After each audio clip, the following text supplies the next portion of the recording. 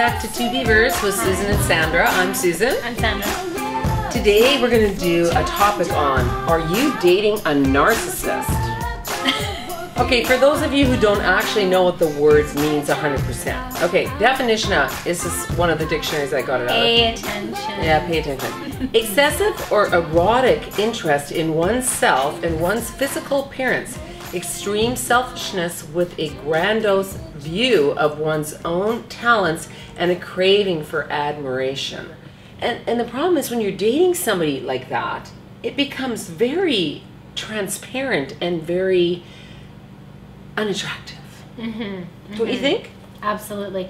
There's a quote, I believe, by Gandhi, and he says, beware of people who always say, I. Oh, it's so true. Yeah. I is ego. Mm-hmm. I've talked about this in other shows. Mm-hmm. But we all use the word I because when we're talking, I went here, I did this. You know, it's just kind of something that happens, right? Mm-hmm. But when you're saying it when you're with a partner, when you're out in the dating scenario, and everything you talk about is how frigging awesome you are.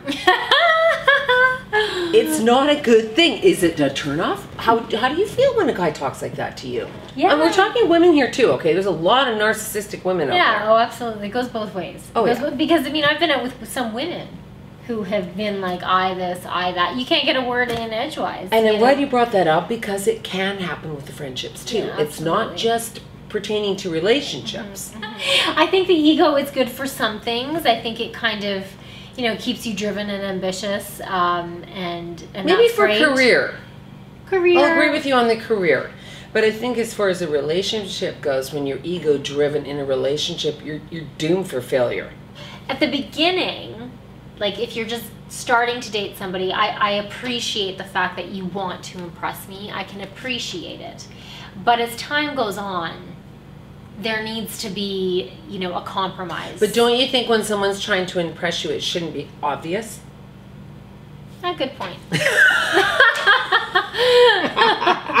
Okay, but see, that's the difference. That's why we do this show, because some people, when they're trying to decipher what's right, what's wrong with who they're meeting, they have, like what Sandra just said, that made perfect sense. But in the same breath, when you're being real and true to yourself, you don't have to impress anybody, and you don't have to put on an air about who you are so that somebody sees that about you, because it should be natural. It should be who you are. That's true.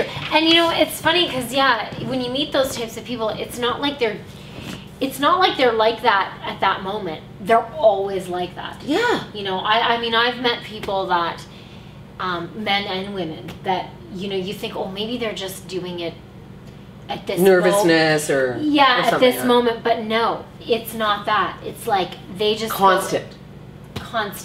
It's like they just go on and on and on about themselves, and you think, well, maybe that first time I met them, maybe that's, you know, that's a good point, because but then you meet them again, and then you see them again, and you see them again, and guess what? It's just the same conversation. I've done this. I'm a narcissist on the merry-go-round. Well, the obvious narcissists, you see, I find are less harmful in a way, because they basically lay it out on the table. They're like, I'm going to talk about myself all the time. This is who I am.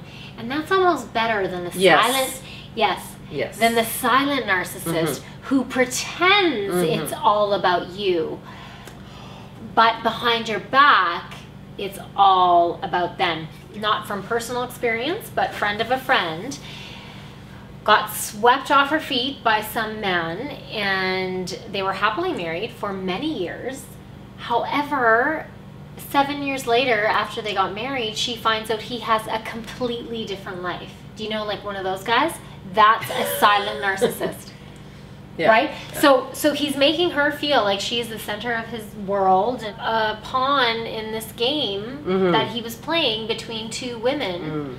That's probably called a psychopath too. That's maybe not a narcissistic psychopath or a sociopath. That's the word I'm looking for. But nevertheless, a narcissist, not thinking of anyone else and just you know, thinking of himself, and that is it. Yeah, right? Very good point. Unbelievable. But they believe it more than they care about anybody else believing it. Right. They believe it themselves. Right. And the sad part is you have to put yourself around that person if you love them, if they're a family member, if they're a friend. You have to decide when enough is enough when you're around somebody like that. And that's why we're having this discussion. If you're dating somebody that's excessive, has excessive behavior about who they are, their talents, and you're getting the short end of the stick all the time, and there's very little discussion about your likes, your loves, your beliefs.